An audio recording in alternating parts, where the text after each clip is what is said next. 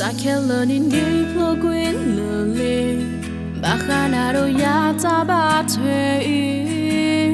yêu tớ mi qua người xa đi tô lỡ nhà số một xì anh đi phô quyến trở về yêu tớ mi qua ô bố đi lỡ nhà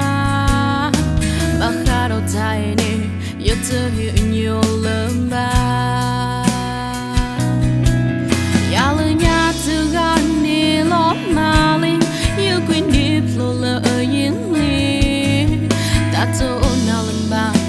to a yena lamba and I could talk no matter where you're found no matter how long it out but you got to move like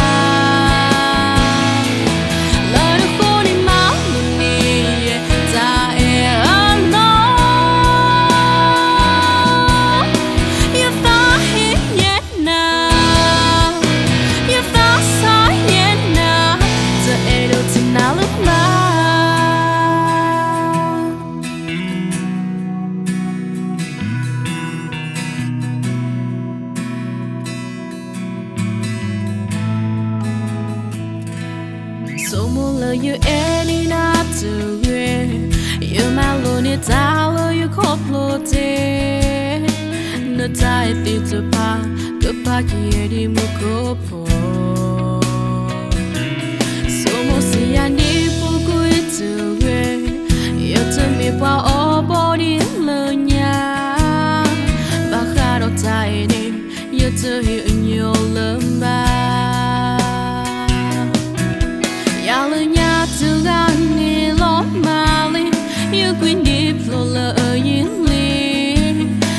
to na lamba you to a yena lamba and I could talk no matter where you're found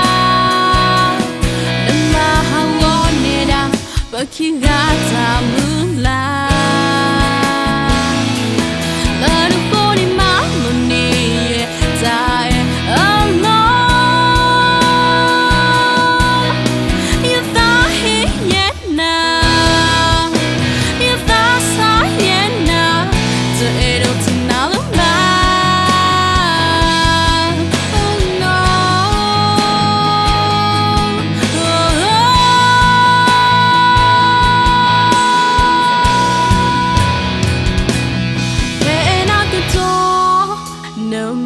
how where you found